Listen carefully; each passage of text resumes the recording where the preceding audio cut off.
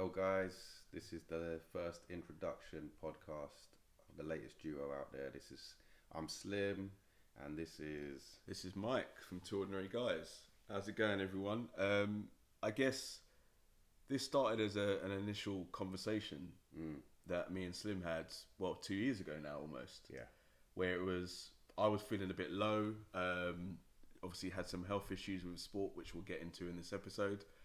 And Slim was the same, really, having years of injuries has kind of just caught up with him. Yeah. So we decided to do this, put this podcast together, which is basically going to give you an insight into our lives, but also our views and opinions on any of the sporting activity that's going on at the moment. Yeah, so that's absolutely, man. I mean, as Mike just touched on, injuries played a big part into why we started thinking about doing this. I had a back injury, and I was literally bedbound at the time. Mike reached out to me, and it's something that we both kind of been, even though we started talking about it seriously 2 years ago, I think it's something that was on our minds for a good few years before that. Anyway. And like, you know, we've always had a love for sport, in particular football. You know, me and Mike go way back. Don't want to give away our age too much too soon, but yeah, we've known each other since we were 4 years old. Met at primary school, went to the same primary school, same secondary school, split at university, but still Mike came to my uni probably more times than he went to his uni himself. That's true. That is true. I should have graduated from your uni. I think so, bruv. I think so, man. But yeah, man, we just got inspired by the fact that we were injured and the mental strain of injuries, really. So we'll delve into that as well as we get into future episodes. But that's like a real passionate point that we both hold dearly to our hearts. You know, it's all good and well being physically impaired and not being able to partake in your sport, but the longer lasting effects mentally can really take over your life. So yeah, we hope that we can help people in those similar situations, and you know, don't give up, guys. There's always ways to continue doing what you have a real passion in. Yeah, that's true. Just to add to that, I guess it's like you say, anyone that has that disability that prevents them from doing the things they love, it's really hard to overcome. And I'm grateful that I obviously had yourself, Slim, and family around. And with family, they don't necessarily understand the pain you go in, the lack of ability from being able to run when you used to be a sprinter, for instance, or being able to kick a ball when you'd be a footballer. They're very good at giving you that support of holding on to the things that you can do and trying alternatives. And sometimes that's enough, but it is this conversation like we're doing now, and many that we've all had individually, that helps us get to that next point. As I say, 2 years ago, I managed to unfortunately rupture my Achilles tendon. Now, to anyone that's ever done this, you would appreciate the pain of doing it once. Unfortunately for me, I've actually done it twice. Where's the gunshot on the head? Where's the gunshot? It was the loudest sound I think I've ever heard the first time you did it, bro. Over a 14-year period, and I've actually done it. I did it again a second time on the same leg. So to say, for people that have done it will know that that's not an easy injury to overcome. For me, it was just a case of I just wanted to get back into sport after a long few years hiatus. So I actually switched my five-a-side to go back to my main sport, which is rugby. And it was, I guess the aim of it was to teach my son, who's coming up to 7.5 now, the idea and the concept of team sport, but also the impact of what that does to you as an individual growing up, because that really helped me. So having that injury, not being able to achieve that goal of teaching him about something, and then also not being able to do the normal day-to-day stuff with him, as a very active 7.5-year-old, was very hard for me. And I guess that's what sparked the first phone call. That's the toughest part, bro. Yeah. I think that what you just said, Mike. Listen to the name of our podcast, Two Ordinary Guys. We're just two OGs out here, man. And it's for real, man. Like, we're two ordinary guys, and we try to make it ourselves in our chosen sport. Mike just spoke about rugby, obviously being his big one. Mine was football, and it really does. Like, it takes toll on your body. All the injuries that you kind of build up over the years. And as Mike's just touched on, he's got a 7-year-old boy. Fantastic footballer, by the way. I'm not going to say his name just yet, but I'm telling you, keep your eye out. I've got a boy as well, another baller out here. He's 16 though, so we're both at different opposite ends of the journey. I always say to Mike, kind of thing like, "Yo, hold on to it," like, because I'm literally coming to the end now. But I mean, I've had some really good memories with my son through football, through his football. But it's important not to kind of live your dream through your own son. That's a hard thing to big say. Lesson in my life, bro. Yeah. Oh man, it's been tough. Like there's been times when I know factually I've been way harsher on him than anyone else, because there have been a couple of times I've coached my boy when he was about 10 years old. We won a trophy together. That was a fantastic experience. Look at me. Winners. We're winners out here, bro. And then like now I've just started to get the buzz for it again, Mike. Do you know what I mean? Yeah. So like that's why I'm starting up coaching again with his team. He's just gone into under 18s. Okay. So it's starting to get real now. None of this roll on, roll off subs and everyone is participation. We'll touch on that. I think that could be another topic for the future, man. Like it will have to be. I think because again, sports change a lot. Participation medal for everyone. Yeah, they still do that with my son now, and so he's coming to the end of his first proper season. He's had a great season. He's impressed me the whole way through. Obviously, me being the type of person I am, my background, I will always say there's more to work on, which he knows anyway. And like you say, it's hard to strike that line between supporting parent and you living your dream through them. So you naturally want them to be better than you were and to not make the mistakes you've made. And at times, I'll be honest, I hold my hands up, I've struggled with that this year. Times on the sideline where I can see him making mistakes, and initially I'd call him out, and I was like, "No, don't do that. Can't do that." Yes. Now I'm trying to step him back. I'm giving him the positive support. Inside, I'm stewing. Bro, let me ask you a question on this. But I've got a happy smile on my face outside for him. Do you think, because like I'm gonna be biased. That's like my little nephew. You know what I'm saying? But I think he's a mad baller. I said to you, what was it? My 39th birthday 2 years ago, literally in this house, in the garden, and I was just seeing the way he was manipulating the ball. So he must have been 5 then. Yeah, and just I was turned like, 5. Raw, like he's better than my boy was at that age. Like the way, because he's actively playing in a team as well. My boy started a little bit later, but sometimes I think you're probably harsher with him because he's so good.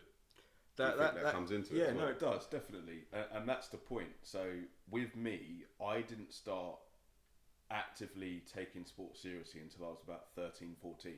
Yeah. So although I did rugby from the age of 11, I always wanted to be a footballer. My problem was I wasn't confident. I wasn't confident, didn't play, and therefore it never happened. And so it's because of that I know that where I went wrong, I'm trying to teach him those things early on. In reality, he's more confident than I was at that age. So he's confident in his ability. The only thing he's missing is his voice. He's still very shy, and that's where I forget sometimes. Hang on a minute, he's only 7, and that will come. And I guess that's the pressure I'm adding on. And do you know what? First season, I think I've done okay. The wife will probably tell me I haven't, but I think it's been good. And as I say, he's making me proud every day, and that's the aim at the end of the day. It is about them having fun and helping them grow. And I guess as parents, we just got to provide the opportunities for them. Definitely, yes, it will be frustrating. Yes, we know they can do more because of how we look at it through adult eyes, but they are still learning and growing every day. So they're still kids, man. You know what I mean? Like, but he's from coming to. Obviously came to watch him play in that tournament about a month ago, wasn't it? Yeah. Time goes so quick. But he was so good, and what I loved about him was just there was games where his team were losing. Quite bad. But when he would score a goal or he would run back and win the ball back, the smile on his face, it was like, oh my God, that's beautiful. That's just pure joy. A child doing what he loves most, and it didn't matter about the result, kind of thing. Obviously, he wanted to win. You saw when they lost the game. After the game, he would walk off. He was in a bit of a mood or whatever. But I just saw like that pure innocence of I'm playing what I want to do, and I think that goes back to like we were talking about our injuries. And it's that kills me the most is that I just can't. I try and play with you sometimes on a Monday, and then I can't walk for about 4 days afterwards. But I just wish I had that ability to just go out there pain free. When my injury first started and my back was all going, it was tough because it's the day-to-day things as well that you mentioned. My son's seen me in tears, man, because the pain was so bad at times where he's having to change me, put my socks on and stuff. So it really affects you when you're down like that. But well, I couldn't do the school run for 3 months. yeah, and you like couldn't for me, drive so nothing, man. Yeah, in this world that we live in now, I actively try to attend anything my son's doing. Yeah. Do the school run. As much as I hate having to do that walk, it's only 10 minutes. I love the feeling of collecting my son, taking him to school, and the fact that I couldn't do that for 3 months. I think once, like, my wife doesn't know this, once I actually attempted to pick him up from school, and it was only like a month after I had surgery. So I was on 2 crutches and this this massive boot. Yeah. And it took me 25 minutes to get to school, and I must have stopped about 15 times. It's only a mile for everyone that's listening. And I got there, and he was so happy to see me. Yeah. And it was just that one moment why I did it. And I guess circling back to how we've coped and with all the injuries and stuff, it's because I guess we don't believe we fulfilled our potential in our chosen sport based on us looking back now as an adult. Yeah. Right? Yeah. And it's because of that why we keep trying to hang on to any ability or input that we can have in that. It's the reason why I play on a Monday night. You know, not to keep fit. I'm not necessarily out of shape, but I do it because I still believe I have more to give and more to learn. Yeah. And that was the hardest part of it over those 2-3 months, I guess. I think for me as well, though, Mike, just on top of that, what you just said about why you continue to do it, I think for me, because it's been so long since I've been able to consistently play. Like, I played a month ago with you on a Monday. I won't play now probably for another month. Yeah.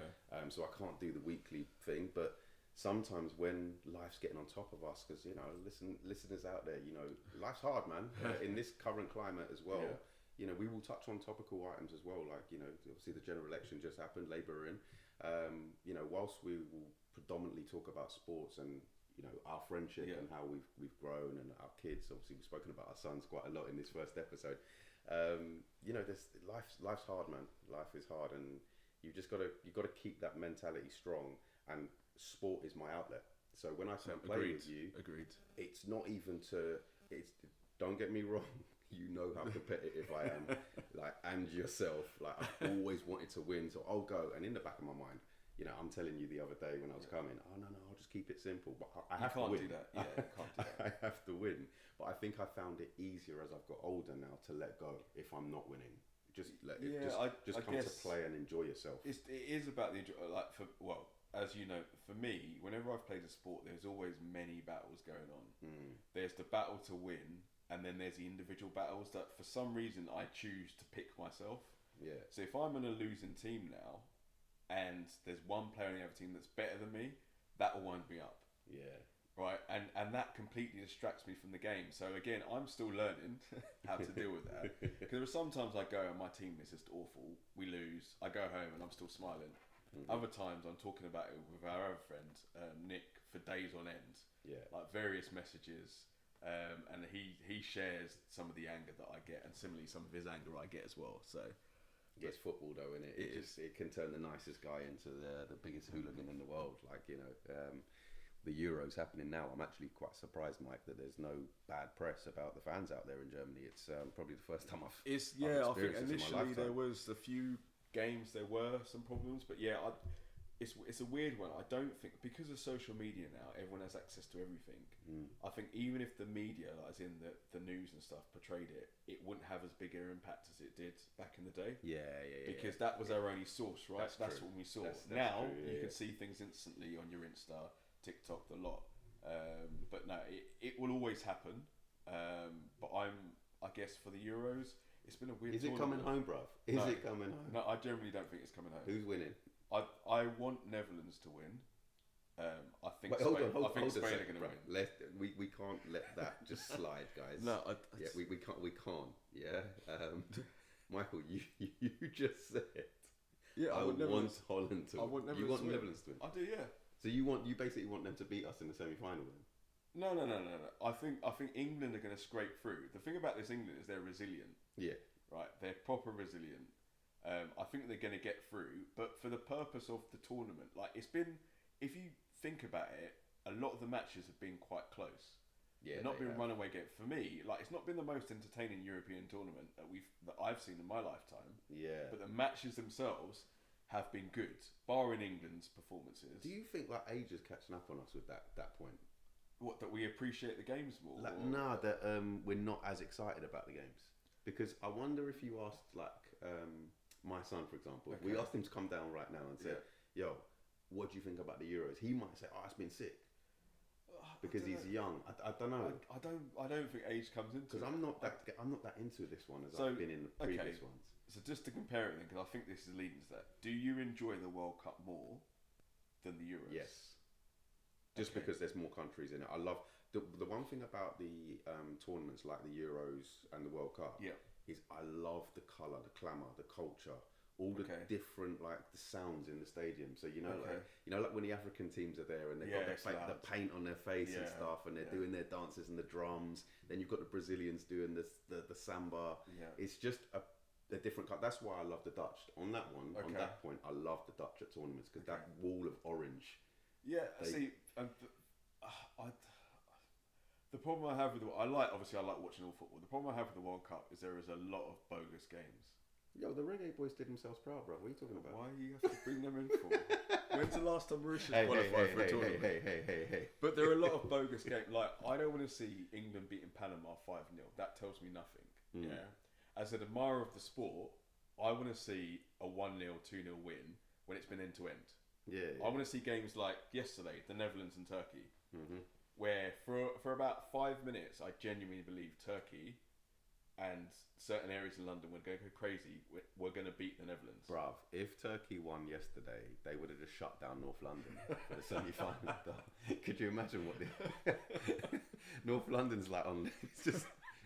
It's like carnival. It would have been a day off for anyone residing in North London on Wednesday. Day off. Oh man. But no, so I think genuinely believe that the winner's going to come from the other side. So of the tournament, so it's going to be Bro, before the tournament started, what I didn't understand was like how there was this arrogance about England the favourites. If we don't win, it's a failure. Yeah. And I was like, I don't get where this is coming from. And bro, I remember saying that's over here though, right? Yeah. I'd be interested to see what the media said around the world. Yeah, that's true. Because I'm sure the German media would have been saying that if Germany don't get to the semi-finals at least, or even win it, that would be a failure. Being at home, yeah.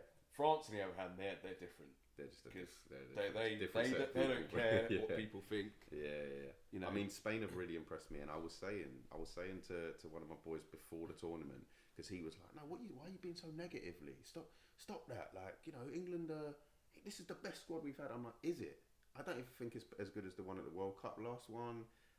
The defense is a problem. I think we have more balance at the last one. Yeah, agreed. But I was saying, okay, when we play Spain, how are we getting the ball off them? Like, you can't get the ball off them. They're so good. We don't need to. We just give it to Kane, and Kane will do a 40-year pass, Hurricane, and that's it. Do you know what? That one could take a little bit more time, bro. But I was thinking about this 2 nights ago. I said to my son, "Do you remember when we used to watch Harry Kane for Spurs, week in, week out? Yeah, world class. Yeah, there's no one can really question that. He would put in world class performances. I'll take you back to not last season, the season before. City away, we won 3-2. Yep. He got a brace." And ran the game, like absolutely ran the game. Yeah, have you ever seen him put in a performance like that for England? No, but that's Gareth though. Do you think that's Gareth? I think that's Gareth. Yeah. Because Gareth won't make the decision to play Foden or Bellingham. Yeah. In that number 10, he won't make that decision. Mm-hmm.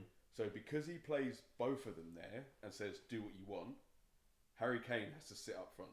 Yeah, right. Even and when he does get frustrated, because he's, in my opinion, he's not fit, he's not moving. Yeah, he doesn't look when he does get frustrated, he then drops back in. So now we've got 3 number 10s. Yeah.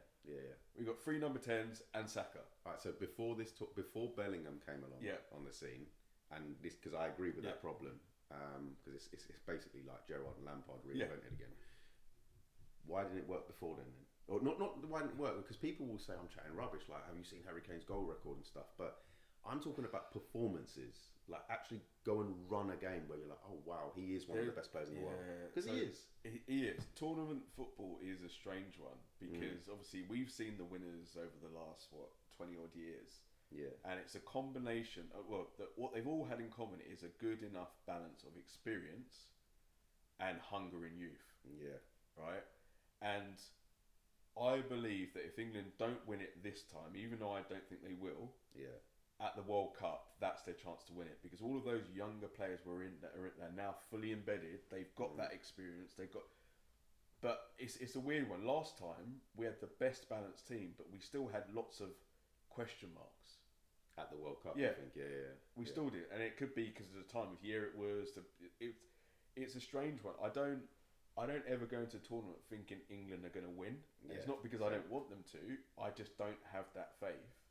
And I don't know whether that's... And contradictory to that, Gareth has created this unity within the squad. I know. Which would make me have more belief. It's crazy, right? But I still don't have belief. It's like what... who's that Chelsea podcast guy? Rory. Yes. He said it the other day, and it's facts. When I think the lack of inspiration, the lack of like belief that we're going to actually go and win in these tournaments is because when we do come up against a top 10 team in the world, we invariably lose. I can't remember what the stats were. It's something like 24 games. 24 games, we've only won 4. Yeah. And it's like, that's just not good enough at all. And so that's why everyone always has this kind of thought in their mind, like, oh yeah, we'll scrape through, or sometimes we'll smash a team in the groups.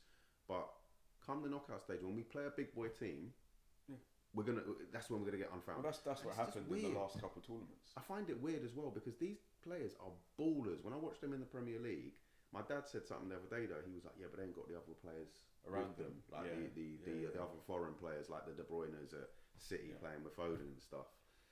It's got to change one day, mate. It's basically, I think England. You said it yesterday, bro.